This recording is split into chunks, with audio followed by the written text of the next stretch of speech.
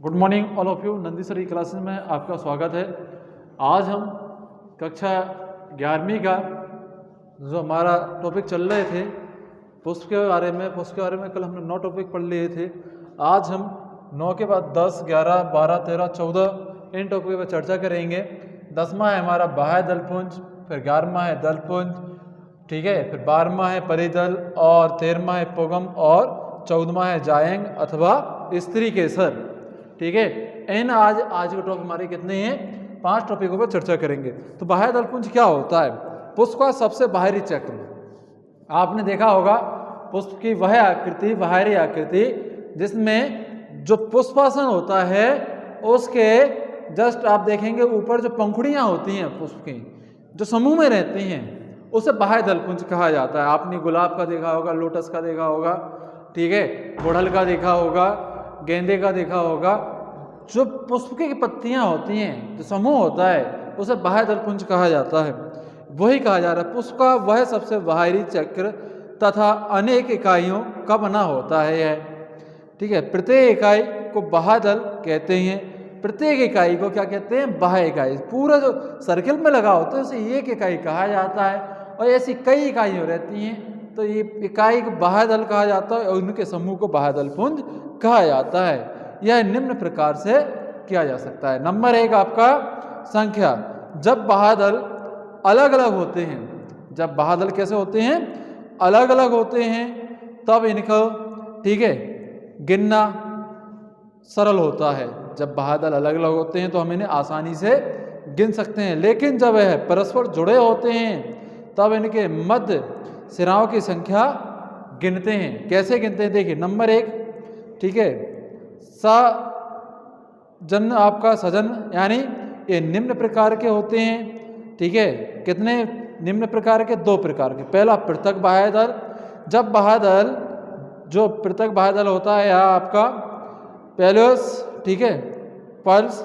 जब बाह्य दल एक दूसरे से अलग अलग होते हैं, जब बाह्य दल एक दूसरे से अलग अलग होते हैं तो जैसे सरसों, इसमें बाह्य दल एक, तो आप देखेंगे सरसों के पुष्प में बाह्य दल एक दूसरे से अलग अलग होते हैं। संयुक्त बाह्य दल। जब बाह्य दल परस्पर जुड़े होते हैं, जैसे केसरी, ठीक है, केसरी का जो फूल होता है इसमें बाह्य दल एक दूसरों से संयुक्त होकर जुड़े होते हैं। आकार। संयुक्त बाह्य दल अवस्था में यह विशिष्ट आकार के होते हैं। ठीक है, नालीकार, जैसे मटर, आप देखेंगे संयुक्त बाह्य दल होते हैं इसके पुष्प में, जैसे मटर का पुष्प में इसमें घटाकार, या गुड़हल में कुंभाकार, या अजवाइन के पुष्प में द्विओष्ठीय होते हैं। इनके आप पुष्पों को देखोगे, इनकी पुष्पीय संरचना में, तो बाह्य दल को आप क्रमबद्ध देखा जा सकता है। डी वाला है अवधि। ऐसे भी विभिन्न भागों में। असुपाती, ऐसे बाह्य दल जो कलिका के खिलने के तुरंत बाद, ऐसे बाह्य दल जो कलिका के तुरंत खिलने के बाद गिर जाते हैं, जैसे पीली, ठीक है, कटीली, ठीक है। दूसरा आपका पर्णपाती, ऐसे बाह्य दल जो निषेचन के बाद गिर जाते हैं। जैसे ही निषेचन की प्रक्रिया होती है बाह्य दल समाप्त होना प्रारंभ हो जाता है। सरसों में आप देखोगे पुष्प गिर जाते हैं, फली वगैरह उत्पन्न उससे होती है, जब निषेचन की क्रिया होती है तो बाह्य दल का हिस्सा धीरे धीरे गिरना प्रारंभ हो जाता है। फिर इसके बाद आपका इसमें जो दूसरा है डी वाले में आपका आपत्ति अथवा, ठीक है, चलना। ऐसे बाह्य दल जो पुष्प के फल बन जाने के पश्चात भी लगे रहते हैं। पुष्प में फल भी आ जाते हैं और बाह्य दल की जो पंखुड़ियाँ होती हैं वो नहीं गिरती हैं। जैसे आपका बैगन, आप बैगन का देखेंगे इसमें बाह्य दल लगा रहता है। बाह्य दल आप देखेंगे बैगन के जस्ट ऊपर, जो आप देखते हैं बैगन के ऊपर पाए जाते हैं, आपने देखा होगा, तो वो क्या होता है? बाह्य दल होते हैं।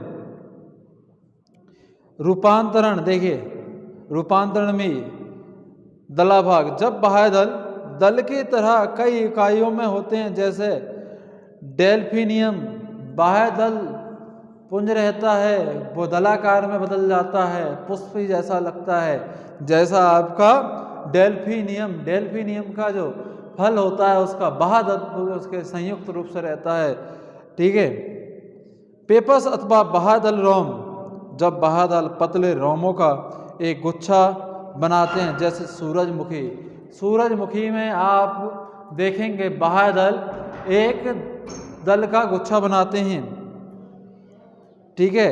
अगला है सूलमय, जब बाह्यदल कांटों में बदल जाते हैं, जैसे सिंगाड़े में देखेंगे, सिंगाड़े के पुष्प में बाह्यदल कांटों के रूप में बदल जाते हैं, ठीक है। दलपुटिये, कभी कभी बाह्यदल एक नली के समान अतिवृद्धि बनाते हैं, जैसे डेल्फिनियम। पुष्प दल विन्यास, कली अवस्था में बाह्यदल या दलों की व्यवस्था का क्रम पुष्पीय विन्यास में कहलाता है। बाह्यदलों का विन्यास भी दलों के समान होता है। बाह्यदलों का जो विन्यास होता है वह भी दलों के समान होता है, जिसका निर्माण, ठीक है, आगे दिया गया है। हम आगे इनका पढ़ेंगे। तो जो बाह्यदल की बात हो गई, बाह्यदल हमने पढ़ लिया विभिन्न प्रकारों में। कई पुष्पों के में जैसे प्रजनन क्रिया होती है तो बाह्यदल गिर जाता है, कईयों में पाया जाता है, कईयों में कांटों के रूप धारण कर लेता है। ये बाह्यदल की प्रक्रिया है, ठीक है। इसके बाद है दलपुंज, यह पुष्प का दूसरा चक्र होता है, ठीक है। बाह्यदल तो आप देखेंगे यह पुष्प है, पुष्प में इस प्रकार की आप देखेंगे आकृति पाई जाती है जो नीचे से उसे सपोर्ट करती है, इसे बाह्यदल कहा जाता है, ठीक है। इस प्रकार की आपकी रहती है वो।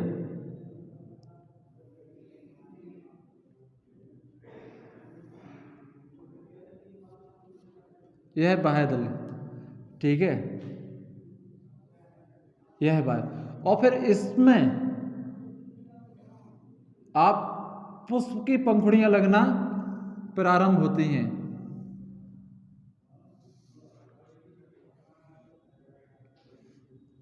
ठीक है। इसे आप क्या कहेंगे, दलपुंज, इसे कहा जाएगा आपका दलपुंज कहा जाता है। ऊपर वाले भाग को दलपुंज कहेंगे, नीचे वाले भाग को हम बाह्यदल कहते हैं, ठीक है। ये दलपुंज कहा जाता है। आप देख सकते हैं दलपुंज ऊपर वाले आपके, जैसे आपने गुलाब का फूल देखा होगा, गुलाब के फूल में जो पंखुड़ियाँ होती हैं, लाल वाली पंखुड़ियाँ, वो दलपुंज में आ जाती हैं आपकी। बाह्यदल में जो लाल पंखुड़ी के नीचे जो हरी पंखुड़ियाँ होती हैं, जो उसके आधा जो पुष्पासन के जस्ट साथ में होती हैं, ठीक है, हरी वाली, उन्हें बाह्यदल कहते हैं, ठीक है। तो अब दलपुंज के बारे में पढ़ेंगे, यानी जो पुष्प में लाल पंखुड़ियाँ पाई जाती हैं उनके। यह पुष्प का दूसरा चक्र होता है। यह भी अनेक इकाइयों का बना होता है, प्रत्येक इकाई को दल कहते हैं। यह कई रंगों में होते हैं।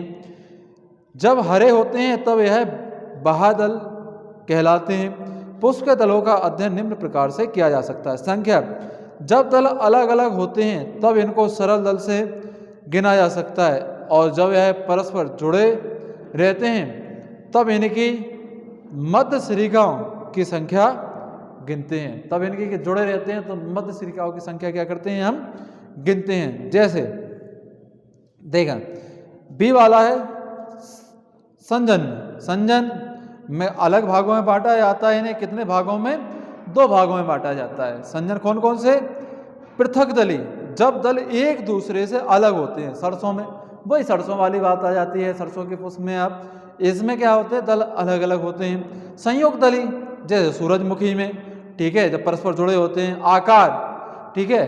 क्रॉस रोम, जब 4 स्वतंत्र दल पुंज क्रॉस बनाते हैं तो उसे व्यवस्थित हो जाते हैं और प्रत्येक दल पर फलक व ना रखकर विभक्त हो जाते हैं, जैसे सरसों में है, ठीक है। कैरोफेलियस, 5 दल जिनके, ठीक है, नखर अपेक्षाकृत लंबे और उनके दल फलक नखरों में होते हैं, ठीक है। नखरों यानी जो दल पुंज होते हैं एक समूह में स्थित होते हैं, ठीक है।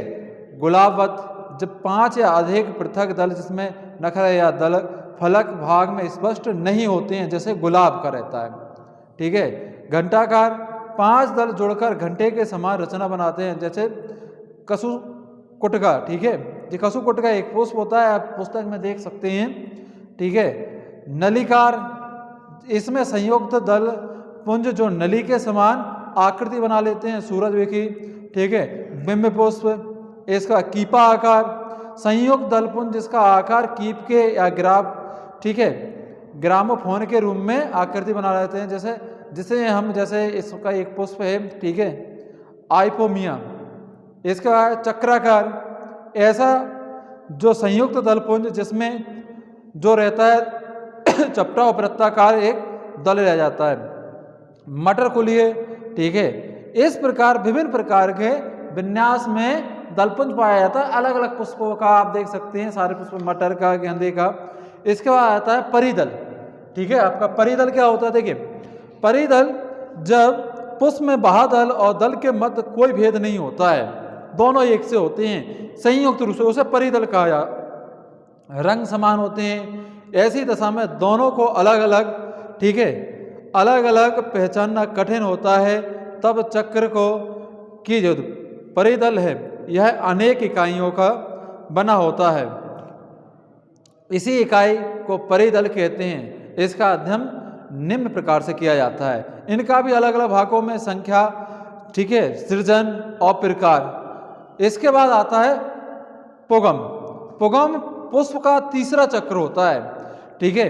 यह पुष्प का बाह्य आवश्यक चक्र है जिससे अनेक इकाइयों का बनना प्रारंभ होता है। इससे कई इकाइयों को पुंकेसर कहते हैं। पुष्प का नर भाग होता है और लघु बीजाणुपूर्व भी कहते हैं। प्रत्येक पुंकेसर पराग कोष होते हैं, परंतु यह विभाजित हो जाते हैं, जो एक दूसरे से संयोग द्वारा पृथक होकर क्या करते हैं, पुंकेसर का निर्माण करते हैं। पुंकेसर यह नरजन्नांग भी कहलाता है। इसके बाद आता है आपका पुंकेसर के बाद आता है आपका कौन सा, जायंग यानी स्त्री केसर।